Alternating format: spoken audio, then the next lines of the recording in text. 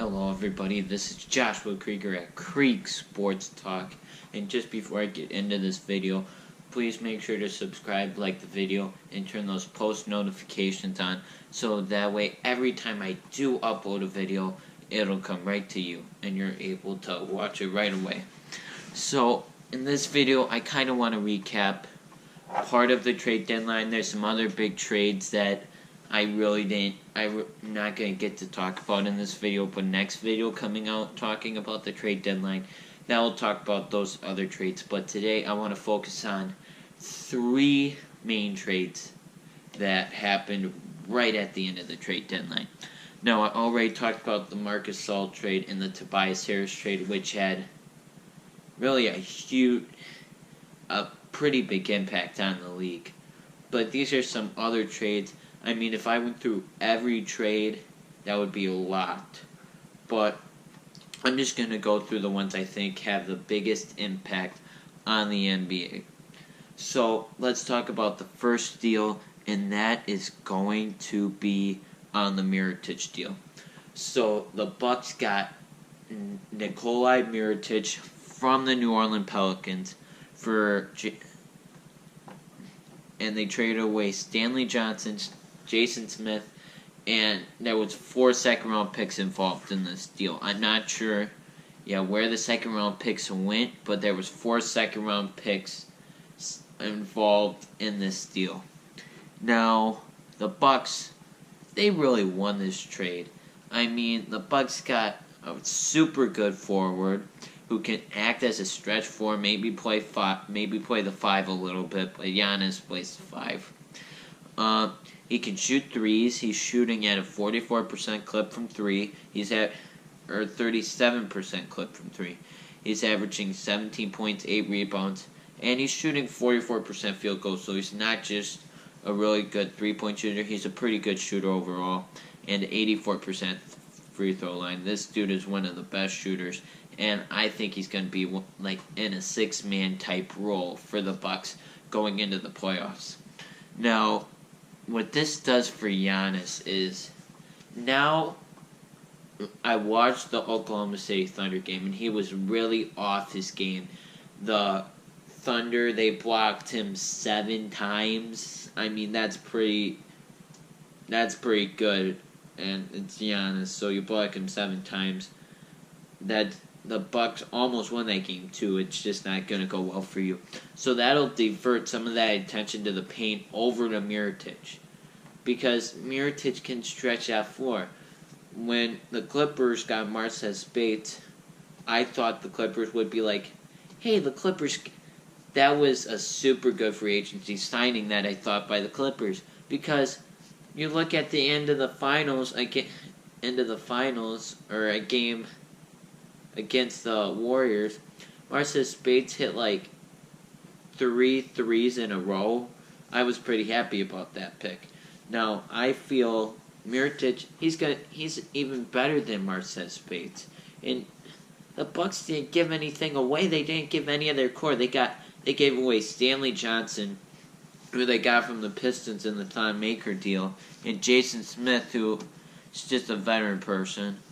I really don't know too much about him. He's going to the Pelicans.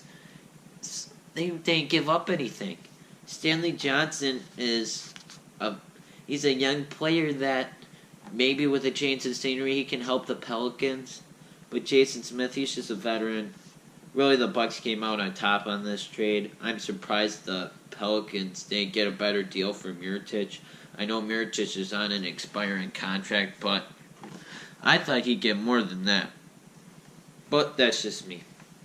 So, that's the Mirotic deal. Now, let's go to the Markelle Fultz deal.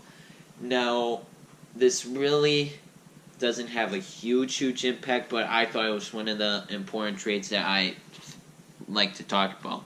Now, Markelle Fultz, he obviously he was a former number 1 overall pick who the 76ers kind of traded with the Celtics to get Markelle Fultz. I think they regretted it a little bit, and that's just me. But if we want to go really into that, just think if the 76ers drafted Jason Tatum. Because that's what they... Now that they have Jimmy Butler and Tobias Harris, before that, they didn't have a wing. Jason Tatum would have been that wing. But that's for some other time to talk about. That's going to be the biggest mistakes ever by the 76ers. But this, apparently he has a nerve issue in his shoulder, so that's why he sucks at shooting the basketball right now. But I don't know. But he's largely underperformed as the number 1 overall pick. I don't even know how he got the number 1 overall pick looking at him right now. And really, this is a pretty good deal by the Magic. You get Markelle Fultz, who he's not playing well right now, but there's a decent... Mo Bamba's played with him. There's another dude that's played with him. But it's not like these people haven't played together. They know Markelle Fultz. And the Magic, with a change of scenery, maybe he'll do even better. But they traded away Jonathan Simmons, who is a pretty decent veteran. I mean, he's averaging 7 points, 2 rebounds, 2 assists. He's gonna be in a reserve role. He's gonna be that veteran presence.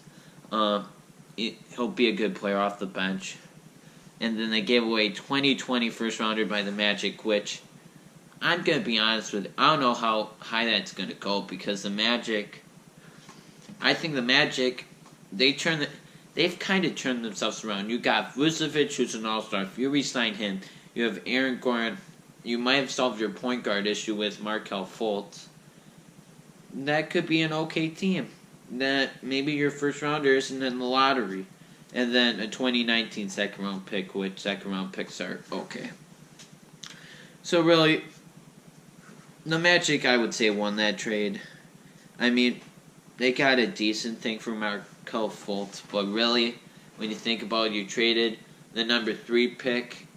They traded the number 3 pick, I think another first-round pick, to move up to number 1 to get Markelle Fultz, and look how that turned out. So, don't trust Danny Ainge. That's just my opinion. I mean, honestly, who would you rather do business with, Magic Johnson or Danny Ainge? Danny Ainge won literally every trade he's done. Look what the Cavs did after they traded Kyrie Irving. Like, literally. But we're not going to talk about how Danny Ainge is a genius in this video. Now, moving on. This is a trade that I don't think people are really going to talk about, but I think has a huge impact on the Lakers. The Lakers trade away Zubac and Michael Beasley for Mike Muscala. Now, Mike Muscala was acquired by the Clippers in a trade in the Tobias Harris trade. I'll leave a link to that video in the description below if you'd like to know more about that. But Mike Muscala, he's a pretty good shooter. I talked about in that video. He's shooting 39, 34, 81, 39% from 3. 39% field goal percentage, 34% from 3, 81% at the free throw line. He's averaging 8 points, 4 rebounds, and he's a power forward that can shoot, which is a pretty useful person on your team. I talked about with the Mirotic deal. I think that made a world of wonders for the Bucks, but this is going to obviously help the Lakers, no doubt, with their shooting woes. But I think he's a good acquisition for the Lakers. Now, they traded away Zubac. Now, Zubac is probably one of their best offensive centers that the Lakers have. And he's probably up there with Kuzma as the picks you really don't want to give away for Anthony Davis. But he's their best offensive center. And I feel he would have been a huge trade asset to get Anthony Davis. But Mike Muscala, he's a good player, but you could have added Zubac to the Pelicans. But that's what I'm going to talk about, the Pelicans not trading AD in my weekly recap. That might come out a day later, but it's going to come out soon. But man, And then they traded Michael Beasley, who is apparently he and Luke Walton got into a fight, and that's why they traded him. But he's a veteran. He's on an expiring contract. Clippers will take that expiring contract off their books, and they're going to get, hopefully, Kawhi Leonard for them. KD maybe. And we'll see. But that's really one I really want to talk about. So, I talked about this, just recapping, I talked about Mirotic going to the Bucks for Stanley Johnson, Jason Smith, and 4 second-round picks, and I'm not sure if, because I think the Pistons were involved in this deal, so I'm not sure what second-round picks are going to where. The Markelle Fultz trade with the 76ers, where they traded Markelle Fultz to the Magic for Jonathan Simmons, a 2020 first-round pick, and a 2019 second-round pick. And then the Clippers traded Mike Muscala to the Lakers for Ivic Zubac and Michael Beasley. Now, so that's kind of the end of this video today. As I said before, there's a couple other trades I'm not going to have enough time to talk about in this video that I'm going to talk about next video sometime. But that's for the other video. So please subscribe, like the video, and turn those post notifications on so every time I do upload, you'll be able to see that video right away. As always, guys, have a good day.